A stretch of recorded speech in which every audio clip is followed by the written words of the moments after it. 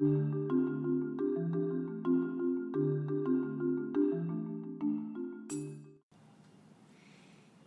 Dário Birolini, eu tenho um grande prazer de estar aqui entrevistando-o e, como já tinha lhe dito, é para o blog do Instituto José Murumisato, onde tem 3 sessões: gente que faz bem, gente que faz o bem, gente que pensa.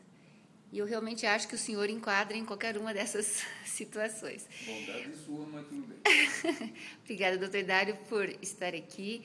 Já tivemos um encontro prévio lá na minha casa, né? Foi um jantar muito agradável. Eu tenho esse prazer de estar sempre convivendo com o senhor. Nas horas mais complicadas da minha vida, o senhor esteve sempre presente. Eu só queria recordar, eu sei que o senhor tem tantos pacientes, o senhor não vai lembrar. Conhecemos por uma comissão no Ministério Público Federal que era para avaliar critérios de escolha de professor titular.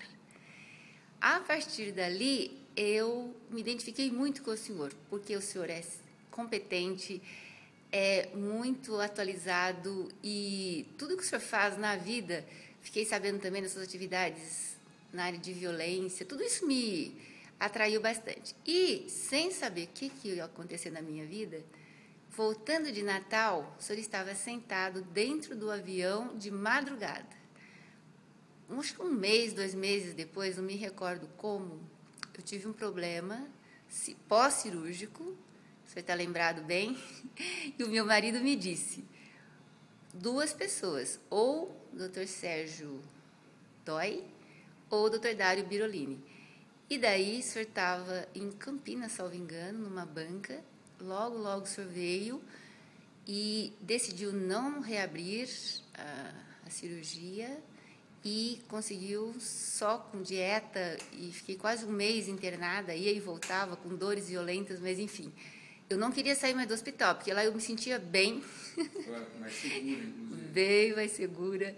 Enfim, por tudo isso a gente se aproximou e depois, quando eu estava na dúvida se eu ia ou não concorrer a uma vaga aqui no tribunal, como representante do Ministério Público Federal, aí eu o encontro também, sempre por acaso, na praia, lá no Guarujá, e perguntei então para o senhor o que eu achava, o que o senhor achava de eu concorrer. O senhor disse: eu também não imaginava que eu fosse ser titular de cirurgia do Hospital das Clínicas, mas eu te digo só uma coisa: quando o cavalo passa, se você não aproveitar, pode ser que ele nunca mais passe. Aquilo foi decisivo para mim, professor Dário. Então, isso aconteceu tudo entre 2000 e 2002. Muita coisa mudou na minha vida e até hoje eu agradeço muito todas as suas orientações. Vira e mexe, eu estou aqui, né? E essa segurança que eu tenho com relação ao senhor, eu acho que o senhor passa para todos os pacientes, né? Então, eu queria que o senhor explicasse um pouco dessa sua brilhante carreira como cirurgião, depois como o senhor acabou se dedicando à violência através dessa sua disciplina de trauma e, afinal, como que o senhor tem esse tanto sucesso com os seus pacientes? Eu vejo aqui no final do ano a quantidade de presentes, todo mundo muito agradecido ao senhor. Agora eu gostaria que o senhor falasse, já falei demais. Veja, querida, eu vou tentar focalizar os 2 aspectos que você mencionou. O aspecto da minha dedicação a emergências e trauma, particularmente, foi fruto de alguns mestres que eu tive, tanto no meu tempo de estudante de medicina, e que me deixaram extremamente admirado pelas qualificações profissionais e humanas que eles tinham. E eu achei, você sabe que na verdade cada um de nós representa um exemplo, ou pode representar um exemplo, um símbolo que pode modificar a vida de muitas pessoas. O fato que eles modificaram a minha, no sentido de que quando eu acabei a minha formação, meu internato, a minha residência, abriu-se a possibilidade de eu trabalhar no pronto-socorro do Hospital das Clínicas. Então, eu trabalhei durante algum tempo como voluntário, inicialmente eu gostava daquilo, aquilo é um desafio constante no sentido de você conseguir utilizar a sua potencialidade intelectual e profissional muito mais do que qualquer outro método complementar diagnóstico para poder tomar as decisões certas e para beneficiar o doente que procurava o serviço. E é serviços de urgência, né? Pronto-socorro é urgência. Sim. E daí, aos poucos, eu fui subindo na carreira dentro do Hospital das Clínicas, inicialmente puramente como funcionário do pronto-socorro, e ao mesmo tempo comecei a me interessar por aspectos que naquela época os cirurgiões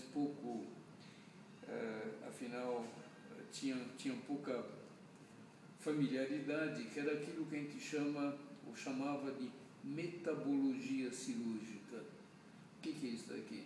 É entender o que acontece quando o doente é vítima de um trauma, de uma lesão, de uma doença qualquer, que tem uma série de repercussões dentro do seu corpo, repercussões que são uma resposta do organismo à agressão.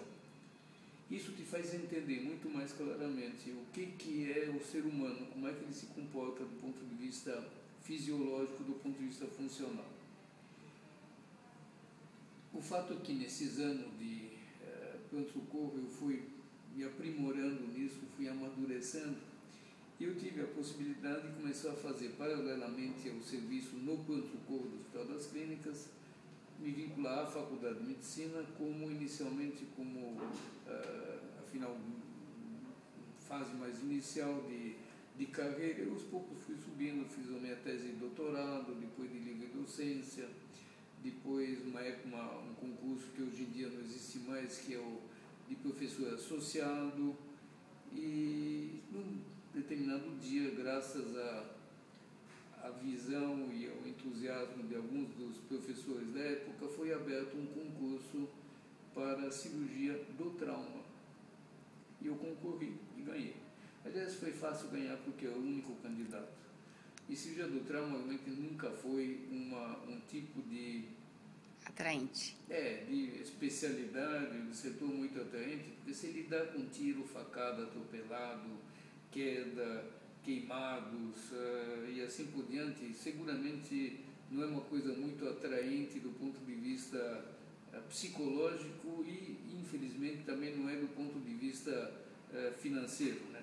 Na realidade, quem tem essas doenças diferentes de outras doenças, de modo geral, é gente mais simples do povo, que não tem muito recurso, que exatamente acaba sendo vítima de uma série de circunstâncias muito, digamos, peculiares, que afetam determinados grupos populacionais mais do que outros. Mas, afinal, eu sempre entendi e continuo entendendo, que a medicina é uma profissão que não pode estar focada em dinheiro, em vantagens econômicas ou mesmo em vantagens sociais. Você faz medicina quando você gosta, para tratar dos outros, para você conseguir resolver problemas, operando ou não operando, tratando com remédio ou não tratando, às vezes fazendo psicoterapia no doente, mas numa tentativa de resolver o problema. Realmente eu posso dizer tranquilamente que eu tenho esse perfil, até porque ele me foi inserido na cabeça por minha mãe, que desde os tempos em que era moleque sempre dizia que eu tinha que ser médico. E ela foi para mim um exemplo no sentido de humanidade e de comportamento. Mas afinal, a opção pela cirurgia do trauma foi seguramente uma opção extremamente feliz na minha vida.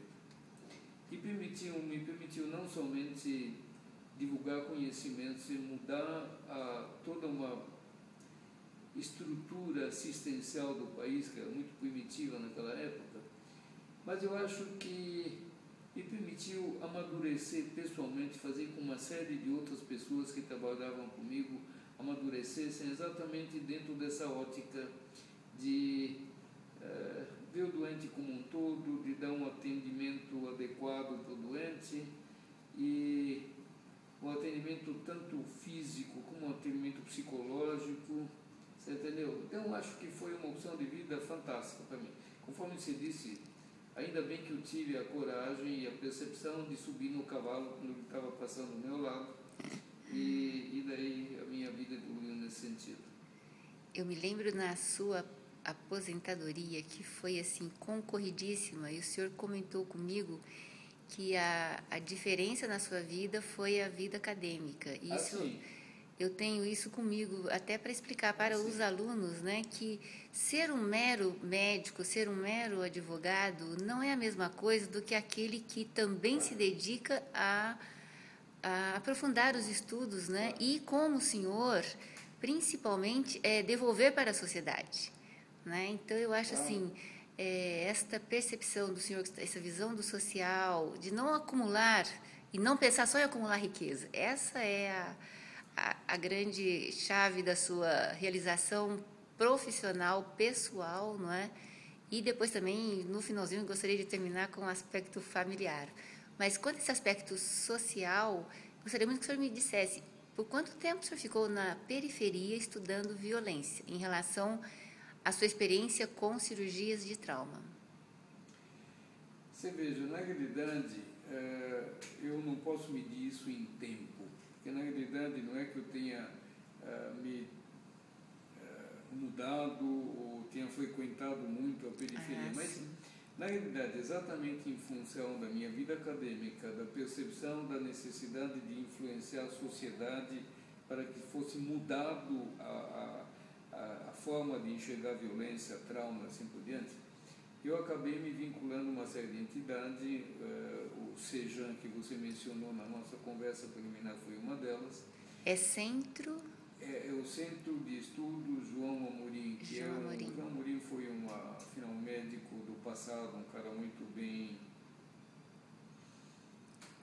posto, que afinal que tinha um espírito de social muito avançado e que permitiu a criação desse núcleo, deu nome a esse núcleo, que é presidido até hoje pelo Dr. Proença, que foi secretário municipal da Saúde alguns anos atrás, e integrado pelo professor Leitão, que também é uma figura excelente nesse sentido.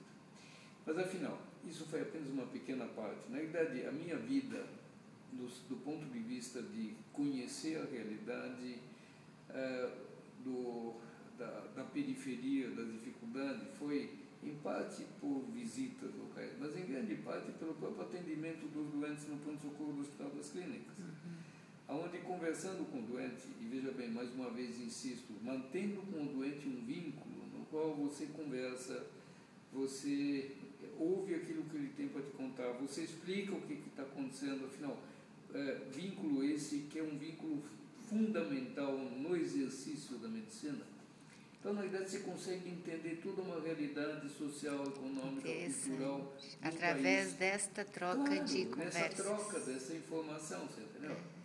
Isso foi muito importante para mim e, na realidade, uma das vantagens da vida acadêmica é que você consegue, desde que você tenha, afinal, interesse e motivação, você consegue transferir esse tipo de visão para um monte de alunos seus. É verdade. Alunos, colaboradores, assistentes. E você vai formando discípulos então, que você pensam... acaba tendo uma escola, você acaba virando, multiplicando aquilo que você conseguiu incorporar em função desse relacionamento humano. E, na verdade, a vida acadêmica, nesse sentido, foi de um grande valor para mim. O senhor sempre também fazia grupos de estudo, não é? De discussão. Tanto no Hospital das Clínicas, eu me lembro que o senhor sempre falava, né? O senhor me convidou uma vez para eu comparecer a um grupo de discussão. São, a partir dos casos que o senhor estava tratando, o senhor fazia discussão. Isso era muito proveitoso, né? Eu sei que deve ser muito interessante, porque uma vez o senhor até me convidou para ir lá. Eu tive alguma experiência muito interessante nesse sentido, por exemplo, de tentar ensinar em escolas primárias de vários lugares da periferia qual devia ser a atitude dos alunos, um moleque de 10 anos ou menos, perante quando se eles presenciassem algum tipo de acidente automobilístico, por exemplo. Os primeiros socorros. Fazia uma coisa muito interessante. A gente treinava os alunos para que um aluno ou dois se comportassem como manequins, como modelos. E a gente treinava outros para que prestassem assistência. E tinha um monte de gente em volta assistindo. E, eventualmente, ao fim dessa demonstração, então caía no chão. Ah, está doendo aqui, está doendo lá, não consigo me mexer. Ou então,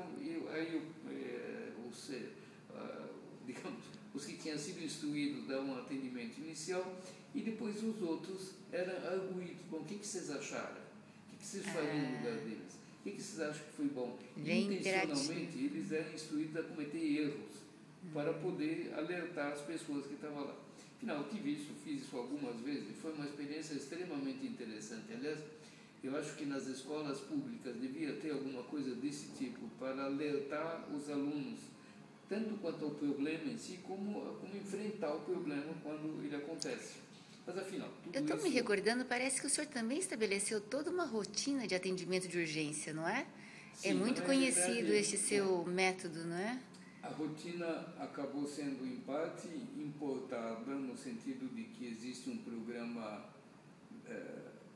que foi gerado nos Estados Unidos, no Comitê de Trauma do Colégio Americano de Cirurgiões, e eu fui um dos que o importou aqui para o Brasil e me permitiu treinar mais ou menos até agora uns 30 mil médicos no país inteiro, no sentido nessas de como rotinas, atender o paciente de urgência. Um atendimento inicial. Obviamente não fui eu, foi um grupo de pessoas, eu apenas fui o que trouxe para o programa aqui. Não, mas o senhor também tem muita contribuição, porque eu me lembro de todos os prêmios que o senhor recebeu fora do Brasil. Claro. Sempre nessa área de inovações. Na grande maioria dessa área.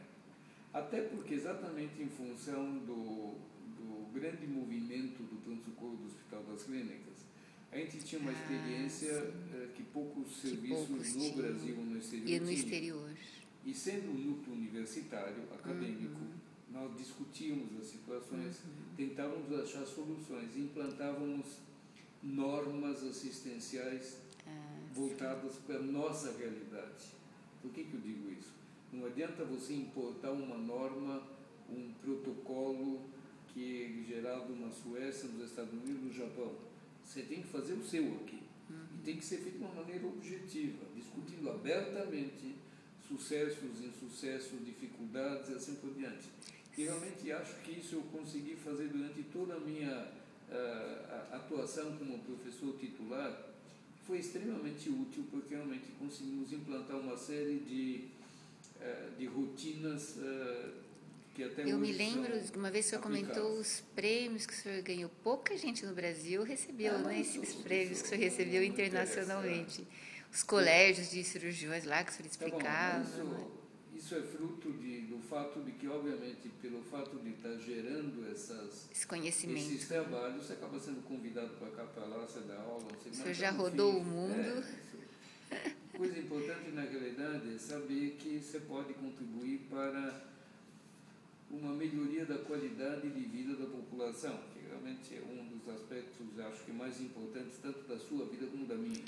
O senhor sabe que esse é o perfil que eu queria entrevistá-lo. Eu gostaria que ressaltasse esse aspecto, porque médicos, eu tenho milhares, né, de médicos aí, mas com esta preocupação que o senhor tem de se doar, né, e apesar de todos os problemas, então, o senhor estava falando o desalento com certas situações atuais, não é? Problemas estruturais da nossa sociedade e que muito ligado a essa questão ética, essa questão de valores que de alguma forma se perdeu, né? De alguma forma se perdeu e como resgatar. Dizem que somos um país jovem, né? Mas o problema é como criar valores nessa população, né? Para que como criar lideranças que tenham esse perfil ético, né? E a dificuldade que a gente vê é assim, todo mundo quer levar vantagem, não é? Só tirar vantagens. Então parece que isso tornou-se uma situação de como é que chama? De privilégio das pessoas que sabem tirar vantagem em cima dos outros, né? E que saem bem-sucedidas. Acabam sendo maus exemplos que são imitados, às vezes, por gente jovem que não tem maturidade ainda para conseguir distinguir o que é bom do que não é. Mas, nesse sentido, eu acho que a vida acadêmica é uma oportunidade que você tem absolutamente ímpar de transmitir algo que realmente tem uma consistência social importante. Entendeu?